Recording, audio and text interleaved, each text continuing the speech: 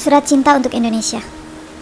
Kepada yang saya hormati Bapak Jokowi, pemerintah Indonesia, wakil rakyat, para publik figur, dan masyarakat negara Republik Indonesia yang selalu saya banggakan dimanapun saya berada. Pada kesempatan hari ini, saya ingin menyampaikan beberapa hal yang saya rasa perlu saya sampaikan. Setelah sekian lama saya mengamati, kemudian berharap berlebihan kepada Presiden Jokowi yang mana saya tunggu-tunggu kebijakan terbaiknya. Kemudian sempat apatis dengan tidak mau melihat berita Indonesia terkait virus corona. Pada akhirnya, hari ini saya di sini sebagai salah satu anak bangsa. Akhirnya saya memilih berbicara, bukan atas dasar kebencian atau berupaya membandingkan negara lain dengan negara Indonesia. Tapi yang saya lakukan hari ini atas dasar cinta saya yang besar terhadap masyarakat Indonesia. Juga demi nyawa, kesehatan, dan keadaan ekonomi yang semakin sulit. Saat ini saya kebetulan sedang tinggal di Taiwan, dan saya selalu terbayang keadaan keluarga saya di Indonesia. Betapa keadaan yang saya lihat tidak kunjung membaik, membuat saya sedih. Saya memahami kalau keadaan ini sangat tidak mudah, bukan saja untuk masyarakat Indonesia, tetapi juga untuk semua negara, bahkan negara maju ataupun negara adikuasa sekalipun. Tetapi ada di sini sebuah negara kecil yang tidak begitu diakui keadaannya sebagai sebuah negara yang merdeka, telah berhasil menekan dan cukup bisa dikatakan berhasil dalam menangani virus corona. Meskipun ada kasus meninggal sebanyak 7 orang, tetapi sampai saat saya menulis dan menyampaikan pernyataan ini, sudah lebih dari 3 bulan tidak ada kasus penularan baru. Ada 4 kasus baru, namun ini dibawa oleh kewarganegaraan asing yang akan masuk Taiwan dan langsung dilakukan penanganan sebelum keluar bandara. Jadi masyarakat Taiwan saat ini sungguh dalam keadaan yang aman. Hanya ada sedikit kekhawatiran, tetapi dalam keadaan yang sangat baik. Mengutip dari pernyataan Kang Emil di dalam wawancara bersama Mbak Najwa di Mata Najwa, beliau menyampaikan, di sini kami pemerintah juga sedang belajar. Karena keadaan dan ilmunya terus berubah, sehingga kami juga terus belajar. Semua sedang bingung.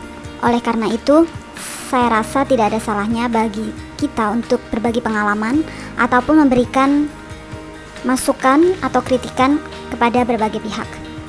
Langsung saja pada kritik dan saran yang ingin saya sampaikan. Yang pertama, saya melihat keputusan Bapak Jokowi untuk tidak membuat masyarakat panik itu kurang tepat, karena dalam penanganan virus corona ini atau COVID, negara yang berhasil adalah negara yang bergerak cepat di awal. Namun tidak ada kata terlambat untuk itu, sehingga saya rasa pemerintah sungguh harus mendorong dan memberikan pemahaman kepada masyarakat mengenai bahaya COVID-19, karena yang saya lihat dari berbagai wawancara, masyarakat Indonesia masih belum memiliki pemahaman yang sama akan virus ini dan cenderung menyalahkan pemerintah. Seperti hal yang dilakukan oleh tempat di mana saya tinggal saat ini, pemerintah menyebarkan informasi atau info menggunakan berbagai platform untuk memberikan informasi yang satu pintu. Misalnya iklan di TV berupa himbauan yang terus-menerus, website yang selalu muncul, alamat website yang selalu muncul dimanapun atau kapanpun saya menggunakan internet seperti iklan. Kesimpulannya, data yang sangat mudah diakses oleh semua warga, bahkan saat masyarakat tidak sedang berusaha mencarinya. Kedua, prosedur penanganan yang malah memperlambat penanganan COVID-19 itu sendiri. Hal ini terjadi dalam banyak hal, baik pencairan dana dari kementerian, surat bukti bahwa orang tersebut atau orang terkait positif, dan segala hal yang begitu rumit. Saya percaya bahwa negara Indonesia dipenuhi oleh orang-orang pintar dan cerdas. Setelah saya memahami dan melihat sendiri bahwa sesungguhnya kita sendiri yang merasa kita tidak mampu, mengecilkan kemampuan diri sendiri. Padahal kita lebih dari apa yang kita bayangkan. Intinya, pasti pemerintah atau pihak terkait bisa menemukan cara mempersingkat prosedur yang tidak efektif tersebut. Yang ketiga, saya melihat Bapak Jokowi memanggil para artis dan influencer besar untuk berbincang-bincang, dan setelah menunggu beberapa hari, saya tidak tahu apa yang telah dibicarakan. Namun menurut saya, Yang bisa artis lakukan dalam membantu penanganan COVID-19 adalah dengan ikut mengkampanyekan pemakaian masker yang benar, bukan masker yang pasang copot. Artis juga bisa mengajak para followernya atau para subscribernya untuk mari bersama-sama melawan pandemi ini dengan tertib memakai masker. Membuat semacam gerakan besar-besaran atau semacam tren dalam mengkampanyekan mari tertib memakai masker yang benar dimanapun berada. Ikut berkontribusi memberikan pemahaman bahwa bukan semua kesalahan ada di pemerintah. Masyarakat adalah pemeran utama dalam penanganan atau dalam peperangan melawan COVID. Dan dalam hal ini, artis dan influencer memiliki peran yang sangat penting. Apabila pemerintah dapat bekerja sama dengan mereka, akan sangatlah baik. Yang keempat, hendaknya pemerintah memberikan aturan akan tayangan di TV sehingga masyarakat tidak sampai mengikuti hal yang salah. Dalam hal ini saya berbicara mengenai COVID. Yang kelima, saya melihat dari awal Bapak Presiden masih sering belusukan, namun sesekali masih terlihat menurunkan maskernya. Harap Bapak lebih berhati-hati karena masyarakat harus diberikan contoh untuk disiplin.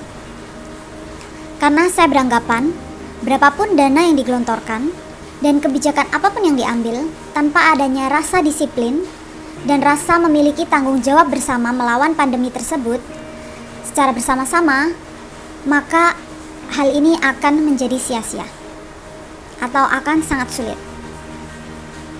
Yang keenam, pemerintah bisa mengkaji apakah penggunaan pelindung wajah transparan saja cukup.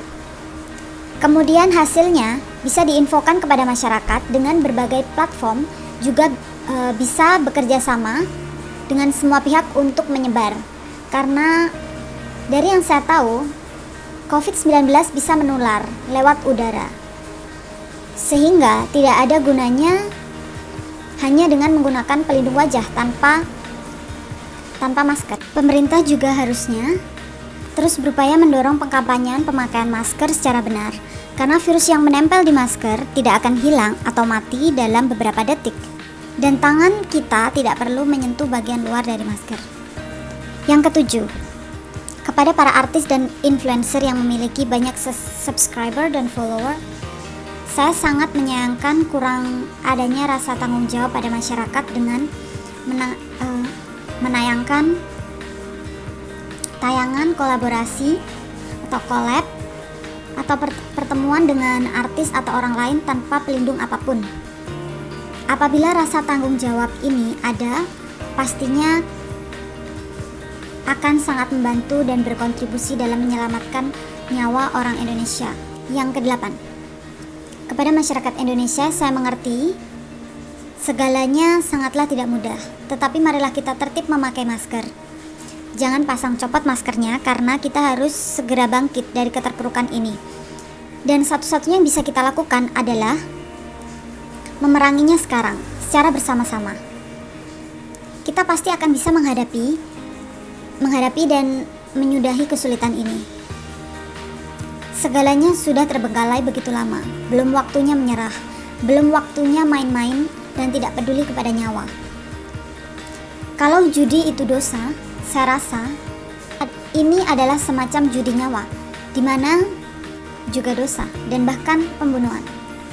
Kita hendaknya memiliki kebijaksanaan untuk tidak melakukan hal yang sifatnya bersenang-senang dengan mengadakan kegiatan dengan beberapa orang tanpa pelindung diri, contohnya masker atau dan lain sebagainya.